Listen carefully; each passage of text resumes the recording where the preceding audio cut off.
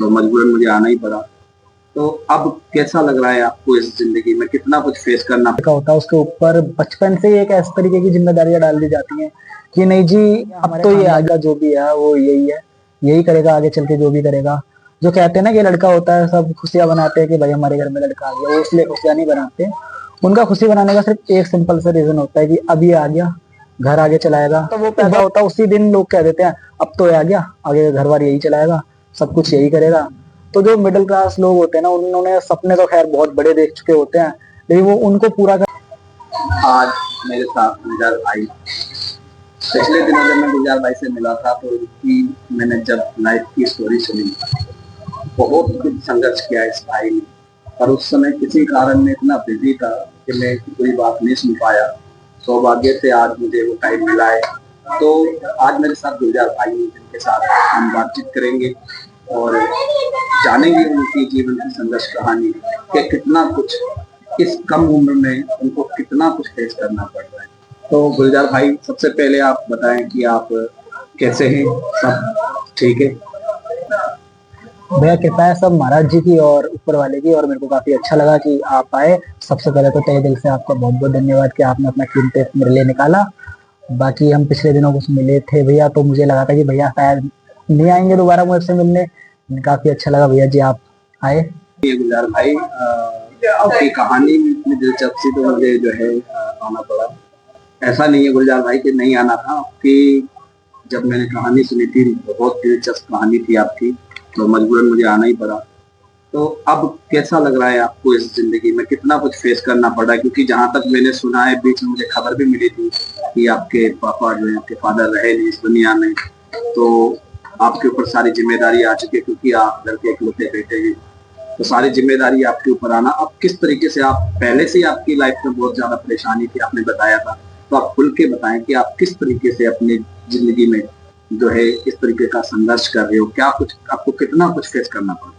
हाँ, एक middle class लड़का होता है भैया, सबसे पहले तो आपको बता दूं, जो मिडिल क्लास लड़का होता है उसके ऊपर बचपन से ही एक ऐसे तरीके की जिम्मेदारियां डाल दी जाती हैं कि नहीं जी अब तो ये आ गया, हमारे खानदान का जो भी है वो यही है, यही करेगा आगे चल के जो भी करेगा। जो कहते हैं ना कि लड़का होता है सब खुशियां बनाते हैं कि भाई हमारे घर में लड़का आ गया, वो इसलिए खुशियां नहीं बनाते। उनका खुशी बनाने का सिर्फ एक सिंपल सा रीजन होता है कि अब ये आ गया, घर आगे चलाएगा। बस तो वो पैदा होता है उसी दिन लोग कह देते हैं अब तो ये आ गया, आगे घर बार यही चलाएगा, सब कुछ यही करेगा। तो जो मिडिल क्लास लोग होते हैं ना उन्होंने सपने तो खैर बहुत बड़े देख चुके होते हैं, लेकिन वो उनको पूरा करते करते उनकी लाइफ निकल जाती है, पर वो सपने पूरे नहीं कर पाते क्योंकि उनके ऊपर पढ़ाई का प्रेशर, करियर का प्रेशर, बहन की शादी, माँ की मतलब जो उम्मीदें होती हैं हमसे, वो पापा की उम्मीदें, परिवार की उम्मीदें, इन सब पे भी खरा उतरना पड़ता है। तो लाइफ में बहुत कुछ होता है एक मिडिल क्लास लड़की की लाइफ में, और मेरी लाइफ में खुद है तो मैं बता सकता हूँ, और मैं इस परेशानी से गुजर भी रहा हूँ, तो अच्छी खासी नॉलेज है मुझे। अब हमारे पापा होते हैं इस दुनिया में, हमें ऐसा लगता है कि यार पापा है ना तो कोई टेंशन ही नहीं, पापा है सब संभाल लेंगे। पापा एक ऐसी चीज है जो हमारी बेरोजगारी में भी हमारे लिए सेविंग करके रखते हैं कि अगर चलो कुछ ऐसा एक्सीडेंट हो जाता है, कुछ ऐसा हो जाता है, अगर हमारे बेटे की जॉब नहीं लगती, घर खाली बैठना, तो हमारे लिए इतना कुछ कर जाते हैं कि ये भूखे ना मरे। लेकिन सोचो जब पापा ही नहीं रहे, सेविंग कहाँ से होगी? एक आसमान पर टूट जाता है घर पे कि यार इतना जल्दी ऐसे कैसे हो गया। फिर जब आपने मुझे बताया, मैंने सुना कि आपके पापा नहीं रहे, तो मैं खुद सोचने पड़ गया था कि यार आप कैसे फेस करोगे। आपको पहले से इतने परेशानी में चल रहे थे, बहन की शादी है और घर का खर्चा है, आप किराए के मकान पे रहते हो जिसका रेंट भी आपको देना होता है। तो पापा की सैलरी थी तो लग रहा था कि सब ठीक चल रहा है। अब आप स्टडी भी करते हो, है ना? इस बीच में आपकी स्टडी भी तबाह हो सकती है, क्योंकि अगर आप अपने पढ़ाई की तरफ फोकस करते हो तो फिर घर वाले क्या खाएंगे? फिर कमाने वाले घर में कोई नहीं है, जो थे चले गए। फिर जब आपके पापा गए, आपको क्या फील? होता है ना कि भाई बाप का हाथ सर पे है तो कुछ टेंशन लेने की जरूरत नहीं है, और मैं भी ऐसा ही था, मैं भी जरा सी भी टेंशन लेता, कोई भी मतलब ए टू जेड कोई भी टेंशन होती थी तो वो नहीं होती थी मेरे को। लेकिन अब जो है वो थोड़ा पड़ रहा है, और थोड़ा नहीं कह सकते लेकिन बहुत कुछ फेस तो करना पड़ रहा है। बाकी जो होगा वो सब भगवान करेंगे। अभी पढ़ाई के टाइम पे पढ़ाई करनी है, उसके बाद इस समय आप जैसे यहाँ पे जॉब कर रहे हो, तो मंथली आपकी जो भी सैलरी होगी इतनी तो नहीं होगी कि आप उसमें जो है आप रेंट भी दे सको, फिर आप अपना फ्यूचर भी सेट कर सको, सिस्टर की भी आप अपनी जो है वेडिंग करा सको, फिर उसके बाद अपनी माँ का भी खर्चा, फिर खुद का भी खर्चा। तो इतनी कम सैलरी में तो बिल्कुल मुश्किल है। और ये तभी मुमकिन हो सकता है जब आप अपनी पढ़ाई पूरी करोगे, क्योंकि अच्छी जॉब ही आपका अच्छा फ्यूचर बना सकती है। और उसके लिए अब आपके पास कोई रीजन बचता नहीं है, क्योंकि आपके पापा रहे नहीं, आपके पापा ऑफिस से आए थे, आप उनको हार्ट अटैक हुआ, और ना बहुत दुख हुआ सुन के कि यार पापा है तो सब कुछ है, पापा नहीं है तो ऐसा लगता है कि दुनिया ही तबाह हो चुकी है। क्योंकि इस दुनिया में आपको कोई एक ढेला भी नहीं देगा। पापा के जाने के बाद जो मेरी थिंकिंग है ना, पापा के जाने के बाद कोई नहीं पूछता भाई, चाहे चाचा मामा ताया कोई भी हो, नहीं पूछता।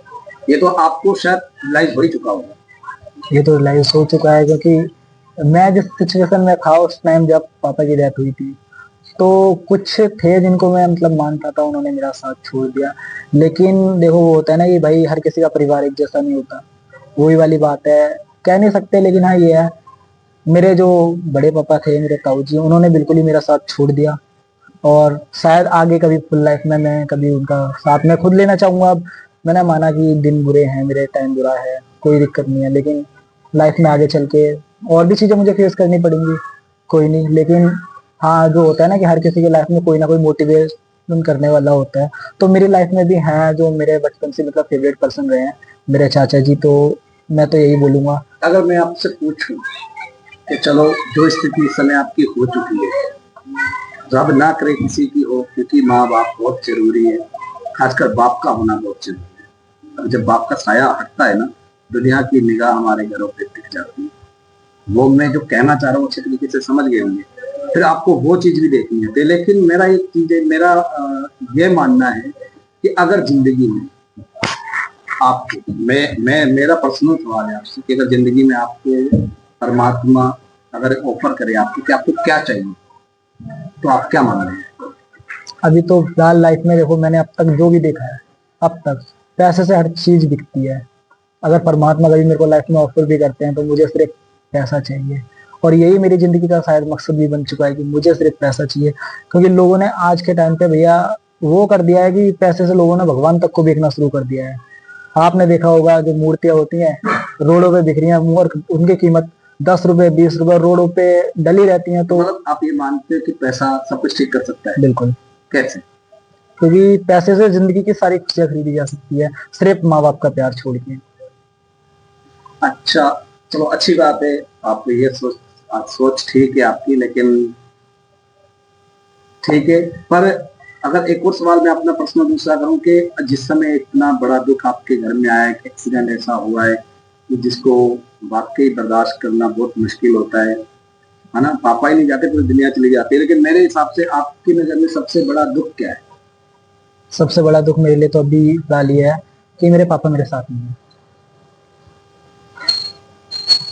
ये बहुत बड़ा दुख है। ये दुख मेरी लाइफ का ये बहुत बड़ा दुख है। लेकिन मैं आपको यही कहूंगा गुलजार भाई कि आपके पास पापा नहीं है, शायद उनकी लिखी इतनी थी, लेकिन आपके पास आपकी माँ है। मैं आपको ये कहूंगा, आपकी माँ ही इस समय आपका बाप है, वही आपका बड़ा भाई, वही आपकी सब कुछ है। आप इतनी खुशियां अपनी माँ को देना कि कभी उनको अपने हस्बैंड की याद ना आए, यानी कि आपके पिता की याद ना आए। आप इतनी बुलंदियों को छुएं कि आप पे आपका परिवार गर्व करे। मैं मानता हूं कि इस दुख घड़ी में कोई हमारा रिश्तेदार नहीं पास आता। जब उनको जब ये पता लगता है ना कि अब ये हम पे पड़ने वाले हैं, तो वो पीछे हटना शुरू कर देते हैं। पापा की अहमियत ऐसी है कि एक मजबूत जड़ की तरह। अगर जब वो जड़ ना रहे ना, कितना भी हरा भरा पेड़ क्यों ना हो, वो जमीन पे गिर ही जाता है, ना उसकी टहनियां बचती है ना पत्ते।